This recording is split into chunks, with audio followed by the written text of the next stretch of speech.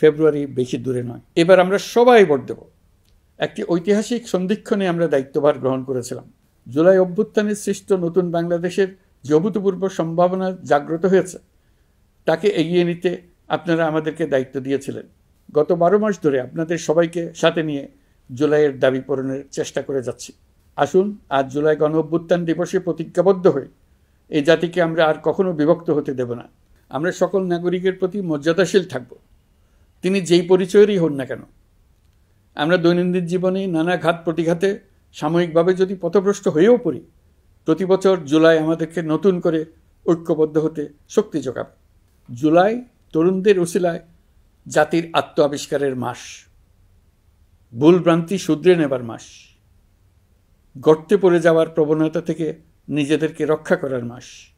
জুলাই গ্রামে গঞ্জে, সরকারি বেসরকারি স্কুল কলেজে, বিশ্ববিদ্যালয়ে, ফসলের মাঠে, ঘরে বাড়িতে কিশোর কিশোরী তরুণ তরুণীদের কাছ থেকে তাদের আকাঙ্ক্ষাগুলো জেনে নেওয়ার মাস। নির্বাচন আসছে।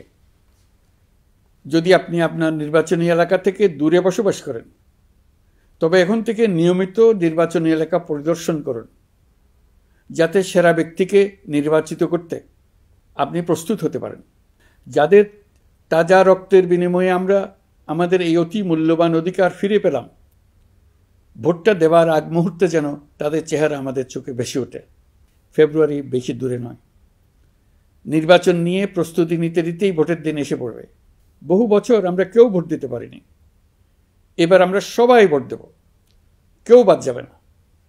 সবাই যেন বলতে পারি, নতুন বাংলাদেশ গড়ার পথে দেশকে রওনা করার জন্য আমি আমার ভোটটা দিয়েছিলাম। আমার ভোটেই দেশটা সে পথে রওনা হতে পেরেছিল। জুলাই গণ অভ্যুত্থান দিবসে সকল নাগরিকের কাছে আমার আহ্বান, আসুন নতুন বাংলাদেশ গড়ার প্রথম বড় পরীক্ষায় সফলভাবে উত্তীর্ণ হই।